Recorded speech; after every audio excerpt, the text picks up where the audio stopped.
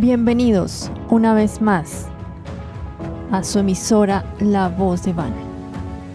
En esta tercera sesión de especial de Semana Santa, en este domingo de resurrección, domingo de Pascua para las iglesias cristianas. Hoy nos adentraremos en el último capítulo, en el capítulo más sublime de la vida del Maestro, su resurrección. La resurrección del Maestro, del silencio al resplandor. Bienvenidos.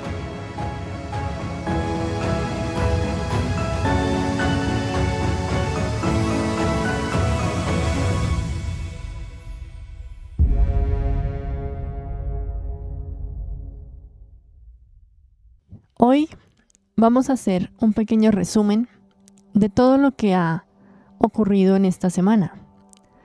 Y por si se perdieron alguno de nuestros episodios, nuestras sesiones en vivo, pronto las subiremos a YouTube para que revivan los mejores momentos de la vida del Maestro en sus últimos días con sus apóstoles. El domingo de Ramos, en nuestro programa Tras las huellas del Maestro, revivimos la entrada a Jerusalén, su último discurso en el templo, el día de descanso, el día miércoles, y la cena de la conmemoración. Momentos bastante importantes en la vida del Maestro. El Viernes Santo, en nuestra segunda sesión, la hora suprema, el silencio de la verdad, revivimos las últimas advertencias a sus apóstoles, el arresto, el juicio ante el Sanedrín, ante Pilato y ante Herodes. Y también revivimos su crucifixión y muerte. Hoy celebramos la victoria del Espíritu sobre el miedo, del amor sobre el odio y de la vida sobre la muerte. Nuevamente bienvenidos, quien les habla, Joana y Jessica. Vamos a adentrarnos sin más preámbulos a esta última sesión, la resurrección del Maestro, del silencio al resplandor.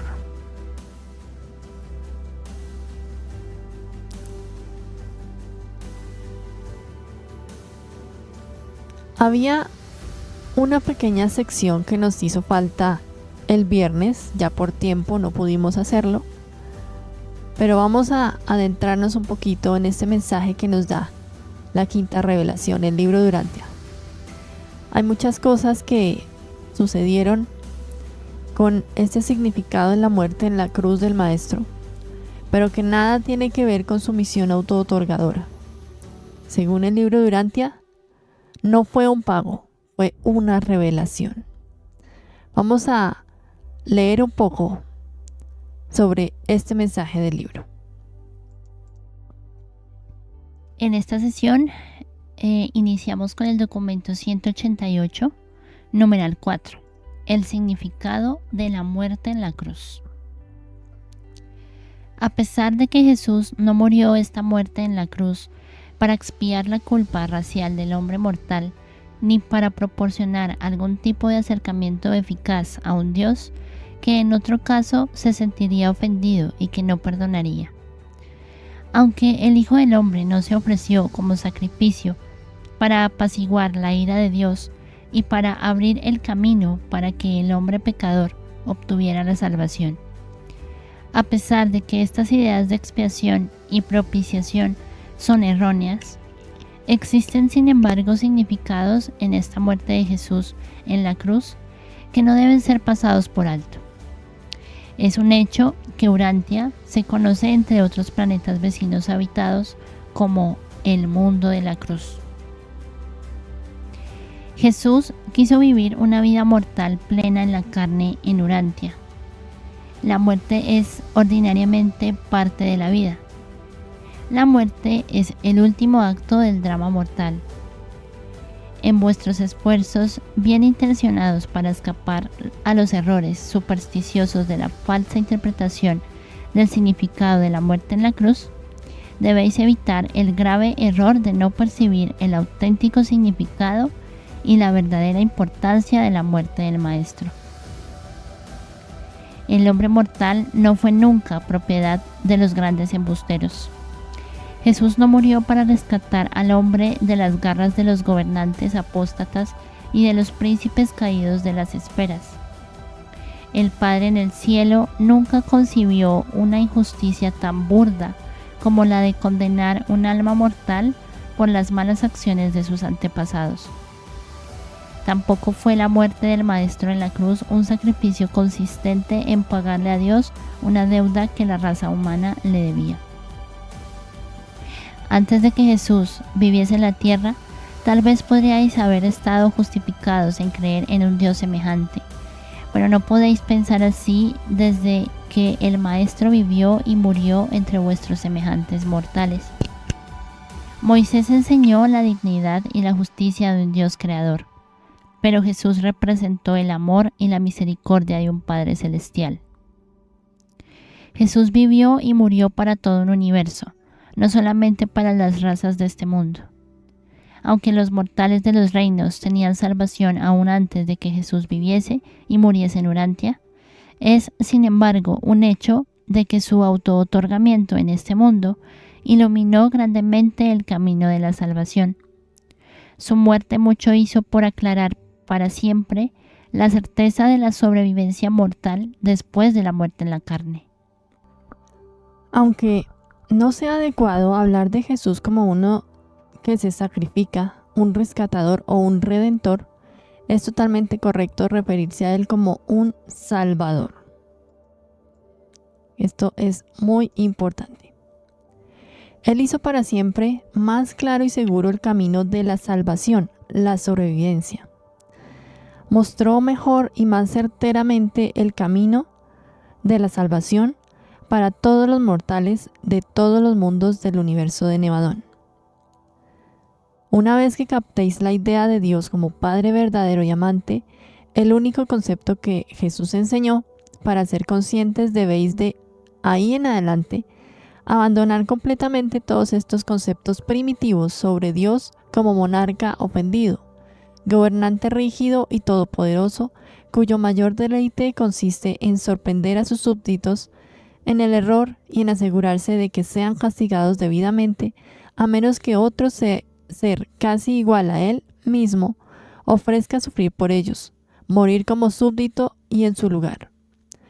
Toda la idea del rescate y de la expiación es incompatible con el concepto de Dios tal como lo enseñó y ejemplificó Jesús de Nazaret.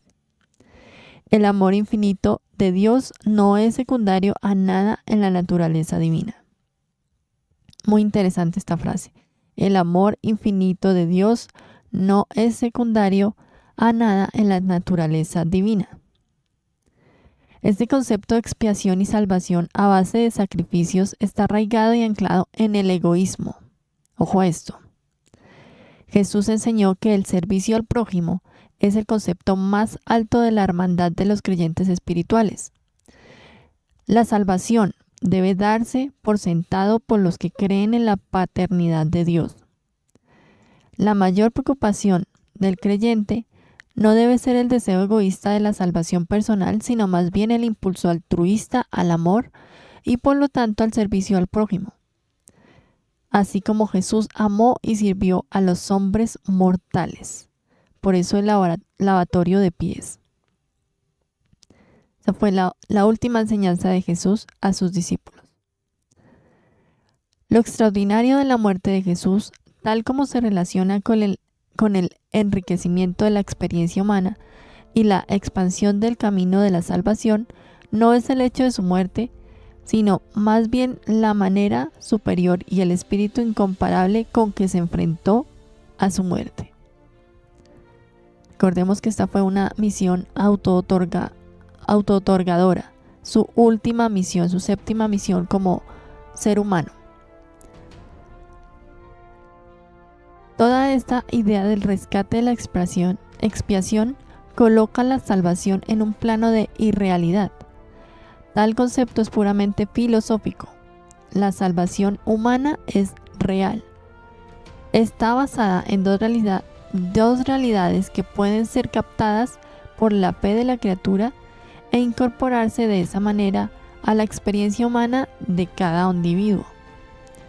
El hecho de la paternidad de Dios y su verdad correlacionada, la hermandad del hombre.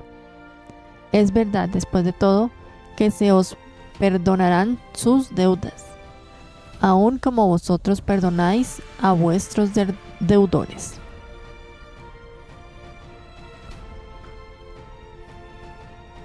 Seguimos con el numeral 5, las lecciones de la cruz.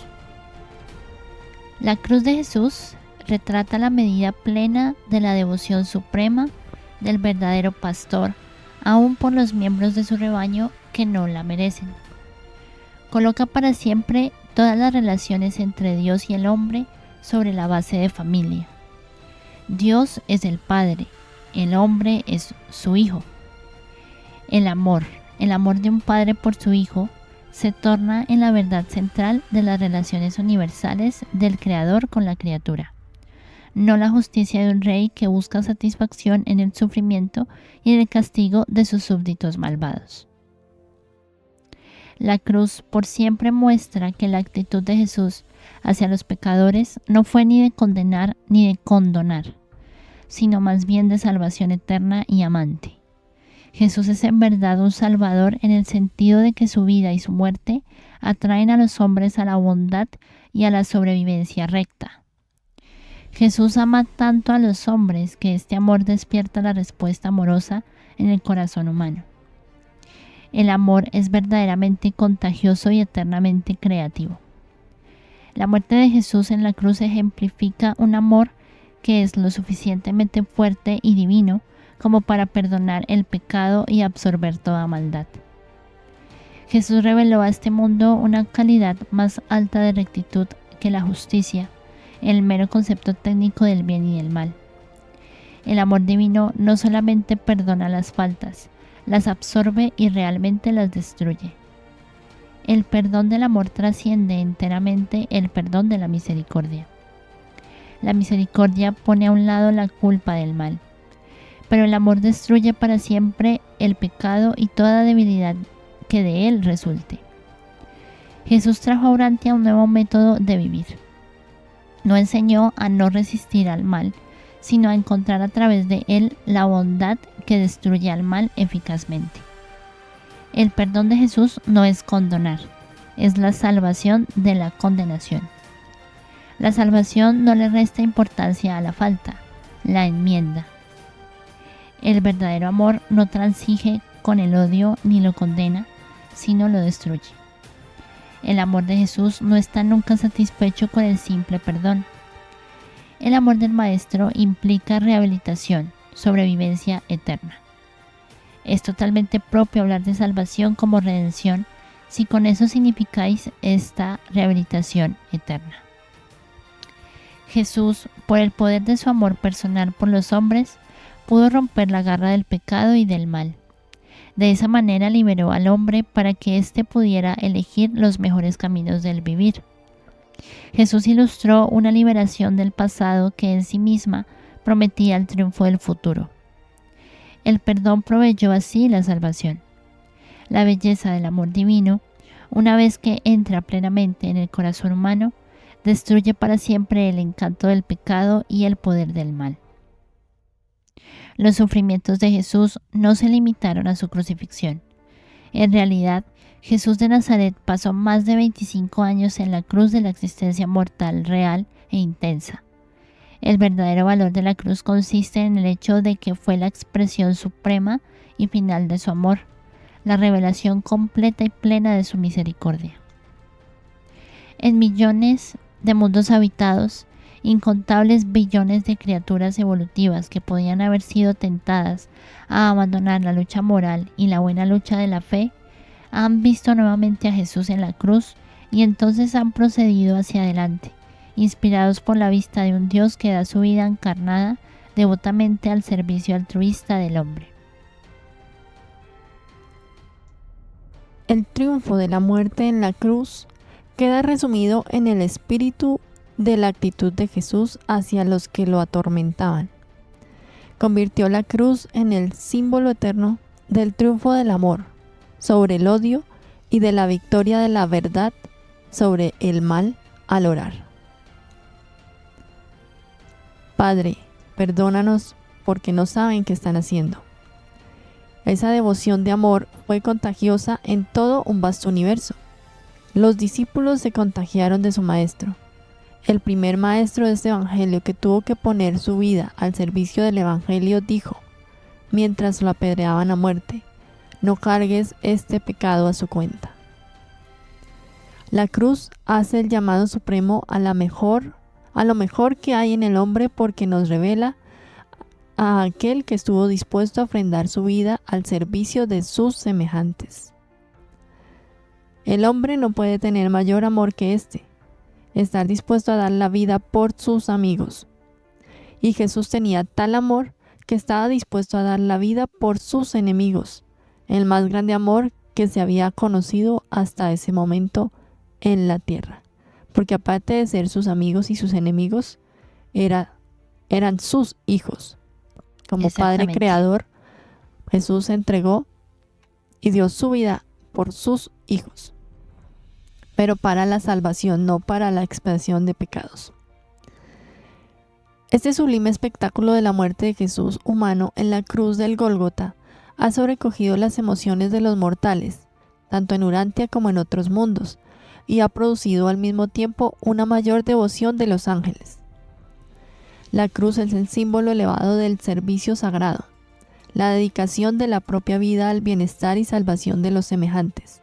La cruz no es el símbolo del sacrificio del Hijo de Dios inocente en sustitución de los pecadores culpables, ni para apaciguar la ira de un Dios ofendido, pero permanece para siempre en la tierra y en todo el vasto universo como símbolo sagrado de los buenos que se auto-otorgan para los malos y que al hacer así los salvan mediante esta devoción de amor.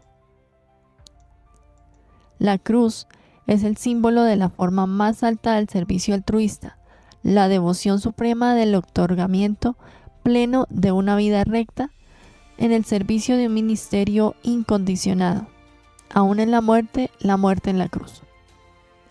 La presencia misma de este gran símbolo de la vida auto-otorgadora de Jesús nos inspira verdaderamente a todos nosotros a ir y hacer lo mismo. Cuando los hombres y mujeres pensantes contemplan a Jesús ofreciendo su vida en la cruz, ya no se atreverán a quejarse nuevamente ni siquiera por los sufrimientos más grandes de la vida, y mucho menos por las pequeñas dificultades o por sus muchas penas puramente ficticias. Su vida fue tan gloriosa y su muerte tan triunfal que todos nos sentimos atraídos a querer compartir ambas. Hay un verdadero poder de atracción en todo el auto-otorgamiento de Micael, desde los días de su juventud hasta el espectáculo sobrecogedor de su muerte en la cruz. Aseguraos, pues, de que cuando contempléis la cruz como revelación de Dios, no miréis con los ojos del hombre primitivo ni con el punto de vista del bárbaro posterior, pues ambos consideraban a Dios como un soberano severo de dura justicia y rígida ley. Más bien aseguraos de que veis en la cruz la manifestación final del amor y de la devoción de Jesús en su misión de la vida en auto-otorgamiento a las razas mortales de su vasto universo. Ved en la muerte del Hijo del Hombre la cumbre del amor divino del Padre por sus hijos en las esferas de los mortales. La cruz retrata así la devoción del afecto voluntarioso y el auto-otorgamiento de salvación voluntaria sobre los que están dispuestos a recibir estos dones y esta devoción. No hubo nada en la cruz que el Padre solicitara, solo lo que Jesús tan voluntariamente dio, negándose a evitarlo. Si el hombre no puede de otra manera apreciar a Jesús y comprender el significado de su auto-otorgamiento, por lo menos puede comprender el compañerismo de sus sufrimientos mortales. Ningún hombre debe temer nunca que el Creador no sepa la naturaleza o grado de sus aflicciones temporales. Sabemos que la muerte en la cruz no fue para reconciliar al hombre con Dios, sino para estimular al hombre a la comprensión del amor eterno del Padre y de la misericordia sin fin de su Hijo, y para difundir estas verdades universales a todo un universo. Recordemos que toda esta tragedia, esta trágica muerte de Jesús, la estaba viendo absolutamente todo el universo, todas las huestes seráficas, angelicales, los maestros de todo el universo lo estaban viendo. Entonces, Urantia, nuestro planeta, es un punto álgido. Todo el tiempo nos están vigilando nuestra evolución, nuestra devoción al Padre y a Micael. Este es un gran segmento, uno de los más importantes del libro de Urantia. Sí, porque muy aquí reflexivo. se resume toda la revelación de la quinta revelación, valga la redundancia, pero también la revelación del Maestro. Jesús no murió para apaciguar a Dios, murió para revelarnos cómo es Dios realmente, misericordioso, paciente, amoroso. Hacemos una breve pausa con música épica para ambientar este domingo de resurrección, este domingo de Pascua. Ha resucitado el Maestro. Hacemos una breve pausa, sigan conectados.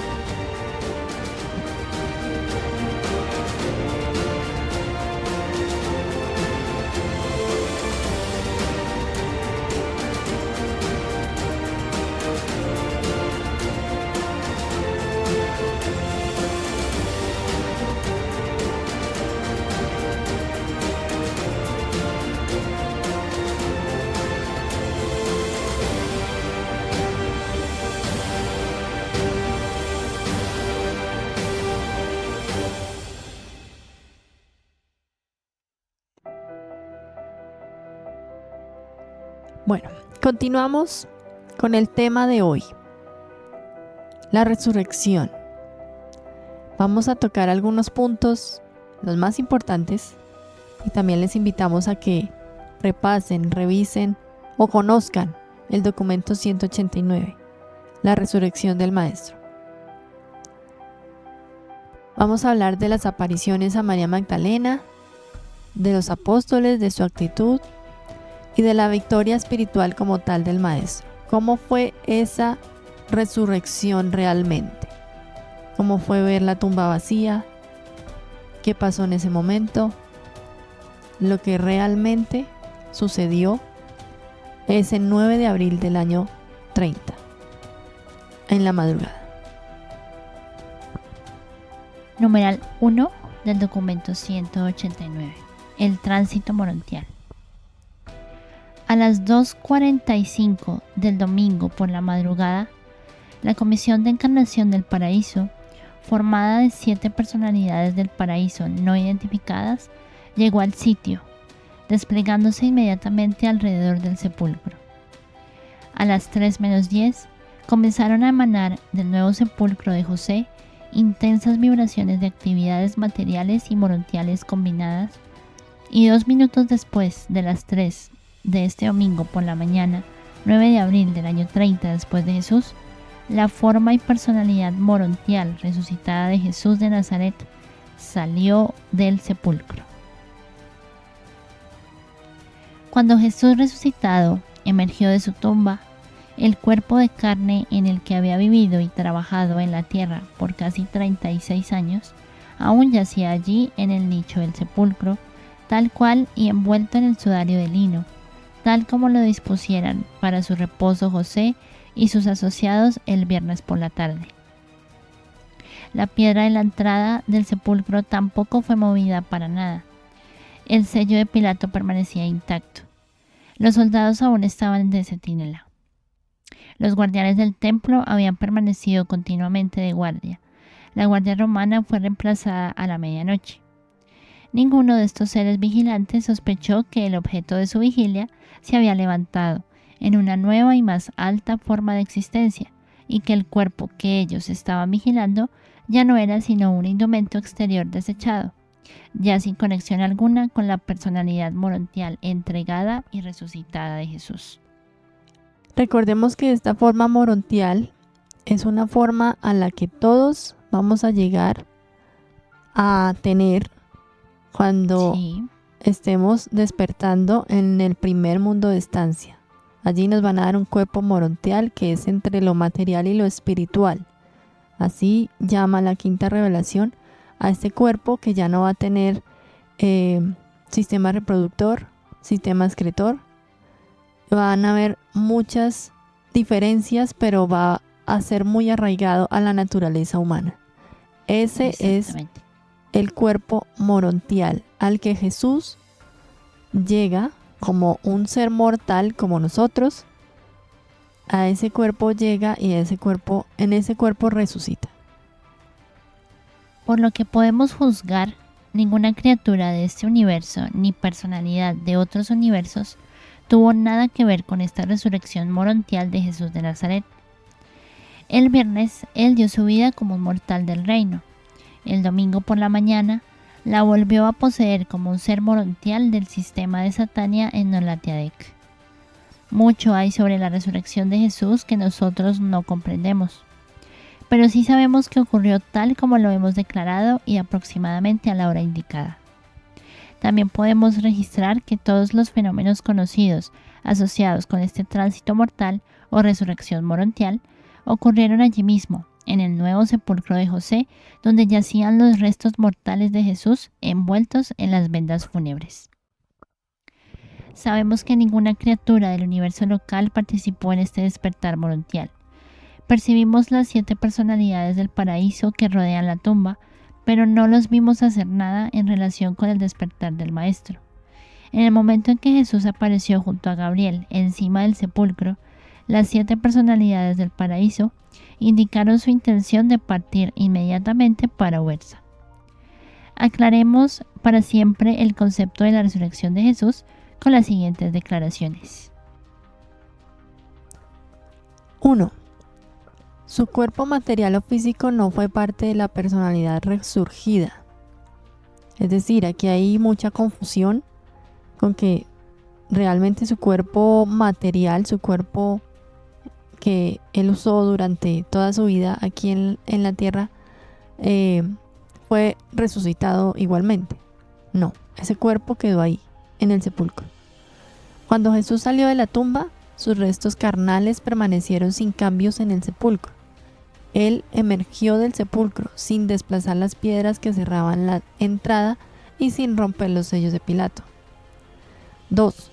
No salió de la tumba como espíritu ni como Micael de Nevadón. No apareció en forma de soberano creador, como había sido antes de su encarnación en la semejanza de carne mortal en Urantia. 3. Salió de la tumba de José en la misma semejanza de las personalidades morontiales de los que, como seres ascendentes morontiales resucitados, emergen de las salas de resurrección del primer mundo de estancia de este sistema local de Satania, lo que yo decía hace un momento. Y la presencia del monumento a Micael en el centro del vasto patio de las salas de resurrección en el primer mundo de estancia nos lleva a conjeturar que la resurrección del Maestro en Urantia fue en cierto modo fomentada en este, el primero de los mundos de estancia del sistema. Recordemos que aquí apenas Micael resucitó en su cuerpo morontial como mortal ascendente del sistema local de Satania, del universo de Nevadón, también hubo una dispensación planetaria. Hubo un despertar de muchas de las personas que habían fallecido antes de la resurrección del Maestro, y él mismo dio la orden para que eso sucediera. De ahí en adelante, cada más o menos 100 años, hay una dispensación morontial, de una dispensación masiva morontial a la orden de Micael. El primer acto de Jesús al levantarse de la tumba fue saludar a Gabriel, su mano derecha, la brillante estrella vespertina, e instruirlo que continuara con el cargo ejecutivo de los asuntos del universo bajo Emmanuel. Recordemos que Gabriel estaba reemplazando, entre comillas, al maestro cuando sucedió sus auto-otorgamientos, y Gabriel estaba manejando los asuntos del universo mientras Micael se auto-otorgaba, bajo la dirección de la Unión de los Días, Emmanuel. Solicitó luego al jefe de los Melquisedec que transmitiera a Emmanuel sus saludos fraternales.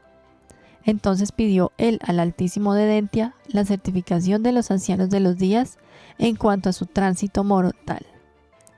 Y volviéndose hacia los grupos morontiales de los 7 mundos de estancia, allí reunidos para saludar y dar la bienvenida a su Creador en semejanza de criatura de su orden, Jesús dijo las primeras palabras de su carrera post-mortal.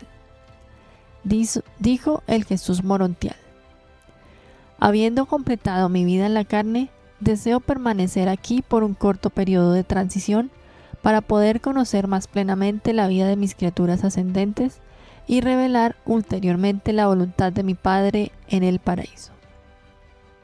Esto entre comillas. Después que hubo hablado Jesús, hizo un gesto al ajustador personalizado, y todas las inteligencias de este universo que se habían reunido en Urantia para presenciar la resurrección fueron inmediatamente despachadas a sus respectivas asignaciones en el universo.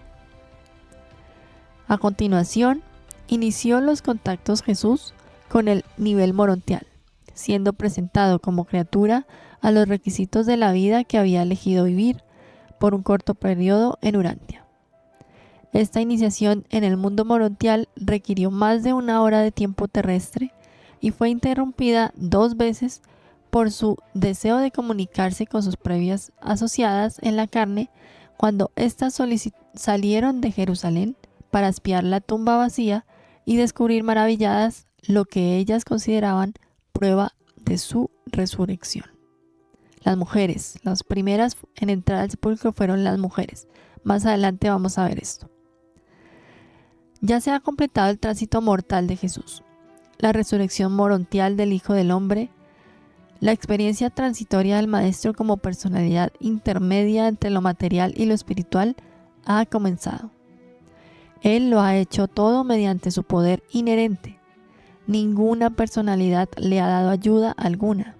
Ahora vive como Jesús de Morontia, y al comenzar su vida morontial, su cuerpo material carnal yace tal cual en la tumba. Los soldados siguen vigilando y las piedras de la entrada permanecen selladas por el sello del gobernador.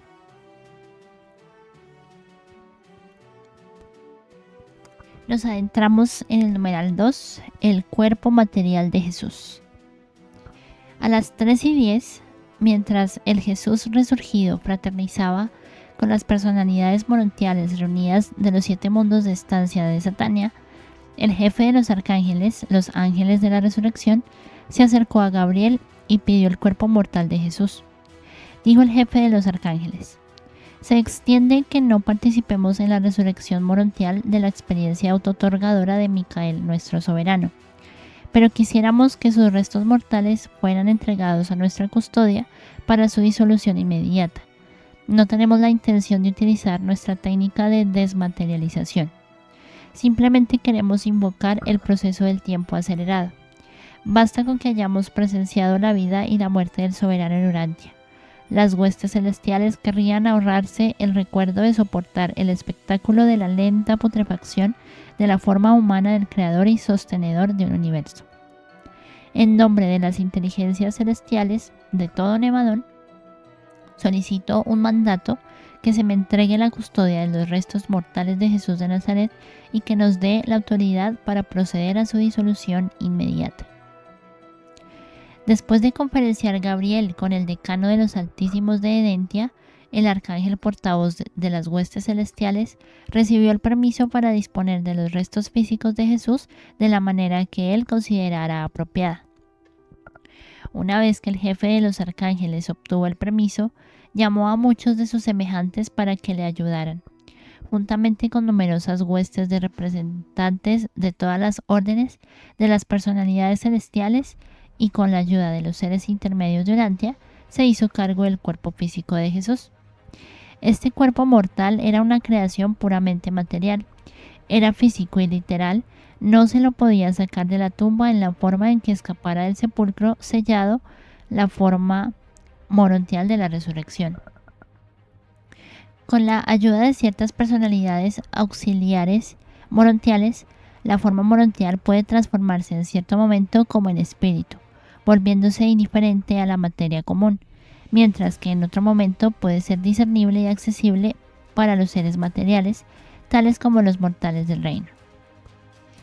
Para sacar el cuerpo de Jesús del sepulcro en preparación para disponer de los restos digna y reverentemente mediante una disolución casi instantánea, a los seres intermedios secundarios de Urantia se les dio la tarea de hacer rodar las piedras de la entrada de la tumba. La más grande de las dos piedras era una gran roca redonda, semejante a una rueda de molino, y se movía dentro de una huella abierta en la roca, de modo que se la podía hacer rodar hacia atrás y hacia adelante para abrir o cerrar la tumba. Cuando los guardianes judíos y los soldados romanos, en la escasa luz de la madrugada, vieron que esa enorme piedra comenzaba a rodar abriendo la entrada de la tumba, aparentemente por sí sola, en ausencia de todo medio visible que explicara tal movimiento, los dominó el terror y el pánico, y huyeron del sitio deprisa. Los judíos huyeron a su casa, volviendo más tarde para relatar estas cosas a su capitán en el templo. Los romanos huyeron al fuerte de Antonia e informaron al centurión sobre lo que habían visto en cuanto él llegó al cuartel. La tumba de José estaba vacía, no porque el cuerpo de Jesús hubiera sido rehabilitado ni resucitado, sino porque las huestes celestiales habían solicitado y recibido el permiso para realizar una disolución especial y singular, un retorno del polvo al polvo, evitando la intervención del paso del tiempo y el efecto de los procesos ordinarios y visibles de la descomposición mortal y la corrupción material. Los restos mortales de Jesús sufrieron el mismo proceso natural de desintegración de los elementos que caracteriza a todos los cuerpos humanos en la tierra, excepto que, en cuanto al paso del tiempo, este modo natural de disolución fue grandemente acelerado hasta el punto en que se volvió casi instantáneo. Las verdaderas pruebas de la resurrección de Micael son de naturaleza espiritual. Aunque esta enseñanza haya sido corroborada por el testimonio de muchos mortales del reino que se encontraron con el maestro morontial resucitado, lo reconocieron y comulgaron con él. Él fue parte de la experiencia personal de casi 1000 seres humanos, antes de despedirse finalmente de Urantia.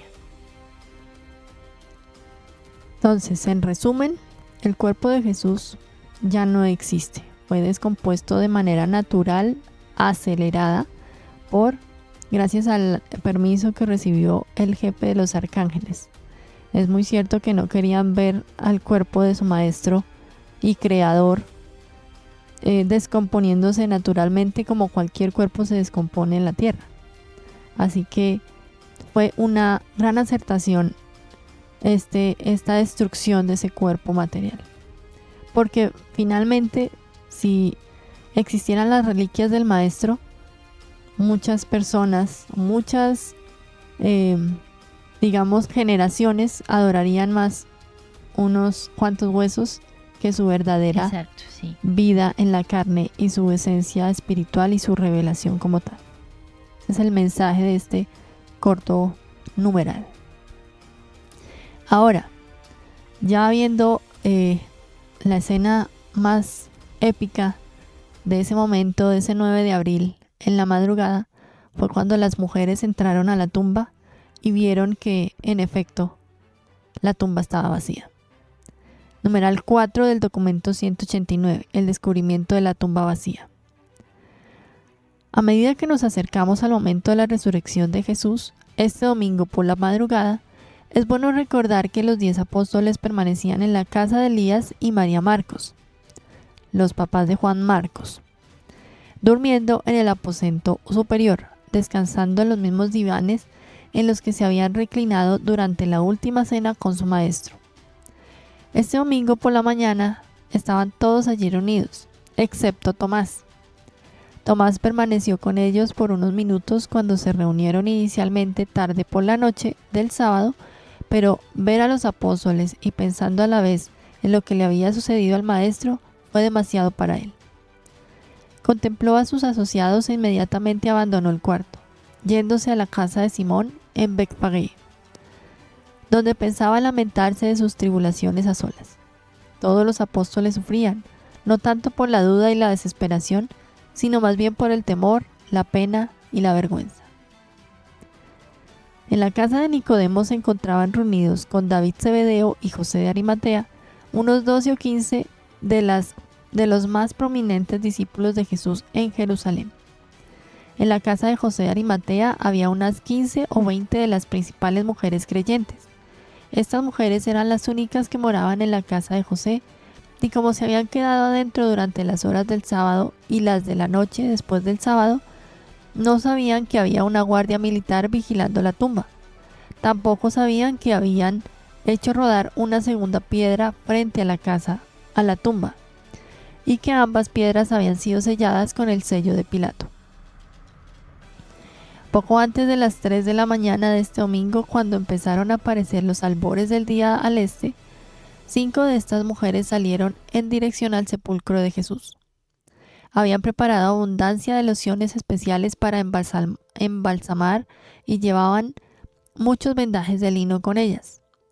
Querían preparar mejor el cuerpo de Jesús con los ungüentos fúnebres y envolverlo más cuidadosamente con vendajes nuevos. Las mujeres que salieron en esta misión de ungir al cuerpo de Jesús fueron María Magdalena, María la madre de los gemelos Alfeo, Salomé la madre de los hermanos Zebedeo, Joana la mujer de Chuza y Susana la hija de Esdra de Alejandría. Eran aproximadamente las 3:30 cuando las 5 mujeres cargadas con sus ungüentos llegaron frente a la tumba vacía. Al salir por la puerta de Damasco, encontraron a un grupo de soldados que huía despavorido hacia la ciudad. Grupo de soldados, tanto judíos como romanos. Y esto hizo que se detuvieran ellas por unos minutos, pero como no ocurrió nada más, prosiguieron. Muchos se sorprendieron cuando vieron que la piedra de la entrada del sepulcro estaba corrida, puesto que al emprender el camino comentaron entre ellas: ¿quién nos ayudará a hacer rodar la piedra?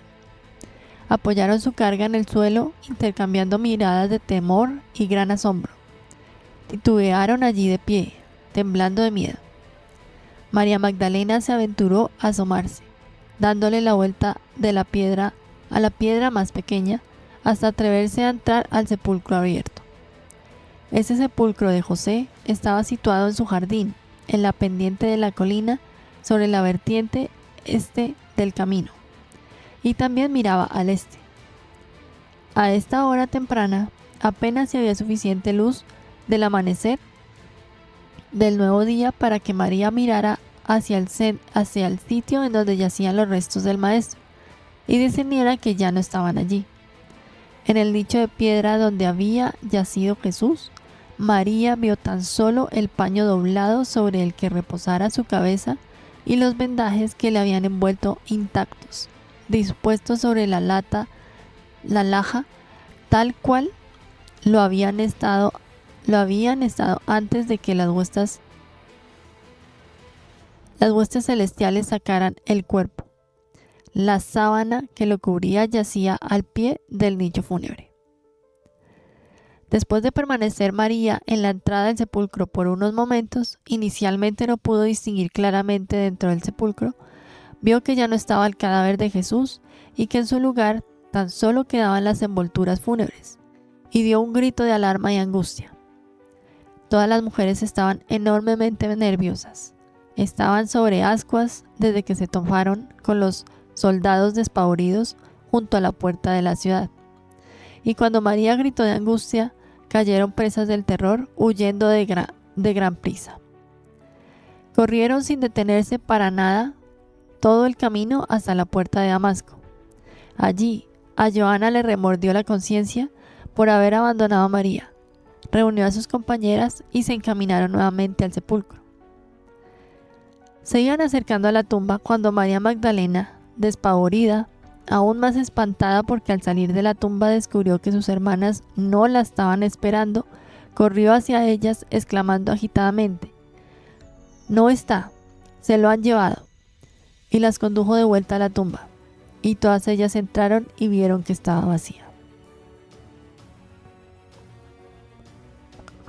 Las 5 mujeres se sentaron entonces sobre la piedra cerca de la entrada y discutieron la situación.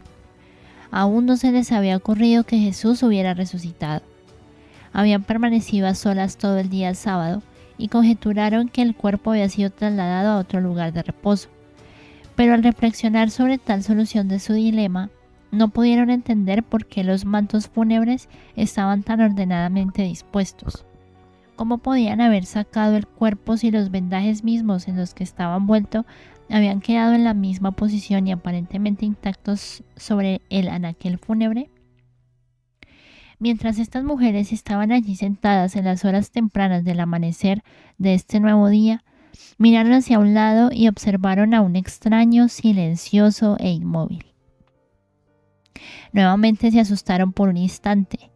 Pero María Magdalena, corriendo hacia él y dirigiéndosele como si pensara que tal vez fuera el jardinero, dijo: «¿Dónde habéis llevado al maestro? ¿Dónde lo han enterrado? Dínoslo para que podamos ir y buscarlo». Como el extraño no le contestó a María, ella se puso a llorar. Entonces les habló Jesús, diciendo: «¿A quién buscáis?». María dijo: «Buscamos a Jesús, quien fue enterrado para reposar en el sepulcro de José, pero se ha ido. ¿Sabes tú a dónde le han llevado?». Entonces dijo Jesús: «¿Acaso no os dijo este Jesús aún en Galilea que moriría pero que volvería a resucitar?». Estas palabras asombraron a las mujeres, pero el maestro tanto había cambiado que ellas no le reconocieron cuando él se encontraba allí de espaldas ante la escasa luz. Mientras ellas reflexionaban sobre sus palabras, él se dirigió a Magdalena con voz conocida diciendo: «María».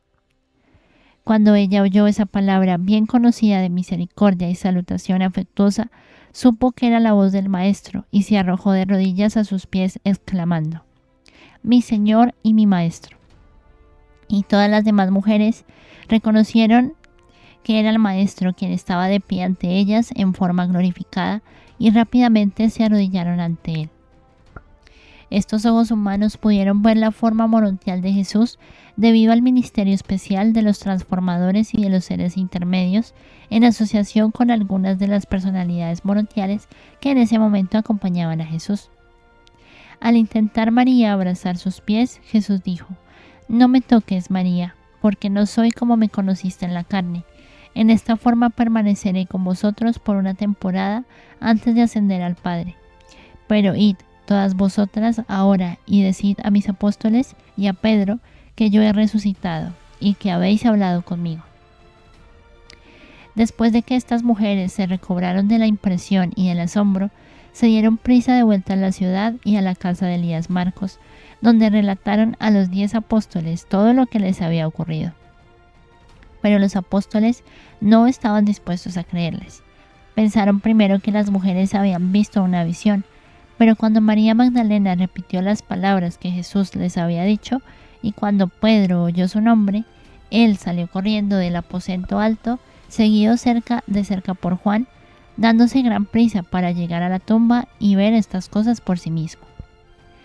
Las mujeres repitieron a los otros apóstoles su relato de cómo habían hablado con Jesús, pero ellos no les creyeron. Tampoco quisieron ir para ver con sus propios ojos como lo habían hecho Pedro y Juan.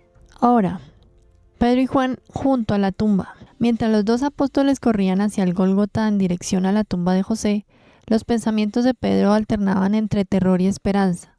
Temía encontrar al Maestro, pero su esperanza resurgía por el relato de que Jesús le había enviado un mensaje especial. Recordemos que Pedro lo negó durante 4 ocasiones cuando Jesús estaba en el juicio. Entonces Pedro estaba muy afligido por esa situación. Estaba casi persuadido de que Jesús estaba realmente vivo. Recordó la promesa de que resucitaría al tercer día. Es extraño decirlo, pero hasta este momento, mientras corría él en dirección al norte, cruzando Jerusalén, no había pensado en esta promesa. Mientras Juan se daba prisa saliendo de la ciudad, un éxtasis extraño de regocijo y esperanza inundaba su alma. Estaba casi convencido de que las mujeres realmente habían visto al Maestro resucitado. Juan, como era más joven que Pedro, corrió más rápido y llegó primero a la tumba. Juan permaneció en la entrada contemplando la tumba, que era tal como María la había descrito. Poco después llegó corriendo Simón Pedro y entrando vio la misma tumba vacía con los mantos fúnebres tan singularmente dispuestos. Cuando Pedro salió, Juan también entró y lo vio todo. Y luego se sentaron en la piedra para reflexionar sobre el significado de lo que habían visto y oído. Mientras estaban allí, reflexionaron sobre todas las cosas que ellos habían oído sobre Jesús, pero no podían percibir claramente qué había sucedido. Primero Pedro sugirió que la tumba había sido saqueada, que los enemigos habían robado los restos, tal vez sobornando a los centinelas. Pero Juan razonó que la tumba no había quedado tan ordenada si se hubieran robado el cadáver. Y también se preguntó cómo podía ser que los vendajes hubieran quedado aparentemente intactos. Nuevamente volvieron al sepulcro para examinar más cuidadosamente los mantos fúnebres. Al salir de la tumba la segunda vez, encontraron a María Magdalena, que había vuelto y lloraba junto a la entrada. María había ido a ver a los apóstoles, en la creencia de que Jesús había resucitado de la tumba, pero cuando todos ellos se negaron a creer en su informe, se deprimió y no sabía qué pensar. Deseaba volver junto a la tumba, donde le pareció que había oído la voz familiar de Jesús.